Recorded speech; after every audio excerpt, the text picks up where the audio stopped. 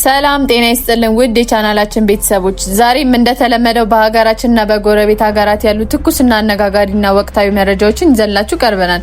በየደቂቃው የሚወጡ የፖለቲካና የጸጥታ ዲፕሎማሲ ክስተቶችን በዝርዝር የምንዳስስበት ሰዓት ነው።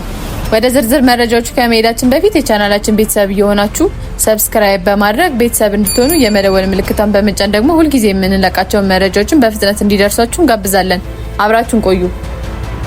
ዛሬ ዓለምን እያነጋገረ ስላለው እጅግ አሳሳቢ ጉዳይ ይዘንላችሁ ቀርበናል። የሰሜን ኮሪያው መሪ ኪም ጆንግ ኡን እስራኤልን በአንድ ሚሳኤል አጠፋታለሁ የሚል አስደንጋጭ ንግግር መግለጫ መስጠታቸው እየተነገረ ነው። ይህ መግለጫ የወጣው በመካከለኛው ምስራቅ ያለውን ውጥረት አይሎ የአሜሪካና የእስራኤል ኦፕሬሽን ኤፒክ ፉሪ በተስፋፋበት ወቅት ነው። ዛሬ በዚህ ቪዲዮ የኪም ጆንግ ኡን ንግግር ምን አንድምታ አለው? አዲሱ የሀያላን ሀገራት አሰላለፍስ ዓለምን ወደ ሶስተኛው ዓለም ጦርነት እያመራት ነው የሚሉ ነጥቦችን በዝርዝር እንተነትናለን። እስከ መጨረሻ አብራችሁን ቆዩ።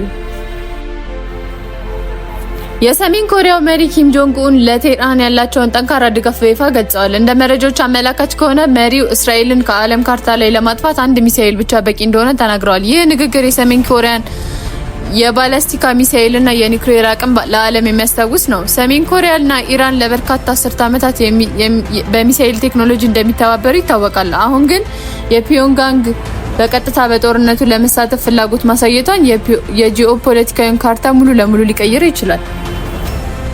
አሁን እያየን ያለነው አዲሱ የዓለም ኃይሎችን አስተላለፍ ነው። በአንድ በኩል ኢራን፣ ሩሲያ፣ ቻይና እና ሰሜን ኮሪያ፣ በሌላ በኩል ደግሞ አሜሪካ፣ እስራኤልና ምዕራባውያን ተፋጠዋል።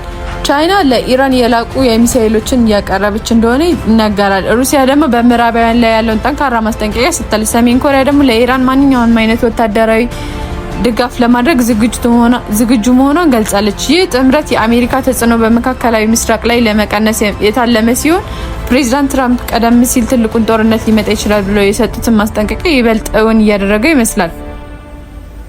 የወታደራዊ ደህንነት ተንታኞች እንደሚሉት ሰሜን ኮሪያ ሃውሶንግ የተባሉ ረጅም ርቀት ተኳሽ ሚሳኤሎች አሏት። እነዚህ ሚሳኤሎች እስራኤል መድረስ ይችላሉ። ሆኖም እስራኤል አይረንዶም እና አሮስሪ የተባሉ ዓለም ምርጥ የሚሳኤል መከላከያ ዘዴዎች ባለቤት ናት። ኪም ጆንግ ኡን በአንድ ሚሳኤል አጠፋታለሁ ማለታቸው ምናልባትም የኒውክሌር ጦር መሳሪያ ያመለከተ ሊሆን ይችላል። ይህ ደግሞ ዓለምን በከፍተኛ ጥፋት የሚወስድ መንገድ ነው። ውድ ተመልካቾቻችን፣ ዓለም በአሁኑ ወቅት በሰላምና በጦርነት መካከል ባለች ስስ ገመድ ላይ ትገኛለች። የሰሜን ኮሪያ ጣልቃ ገብነት፣ የኢራን ቁጣና የምዕራባውያን ግትርነት ወዴት ያመራናል? ሶስተኛው የዓለም ጦርነት በእርግጥ ደጃፋችን ላይ ነው። እናንተስ በዚህ ጉዳይ ላይ ምን ትላላችሁ?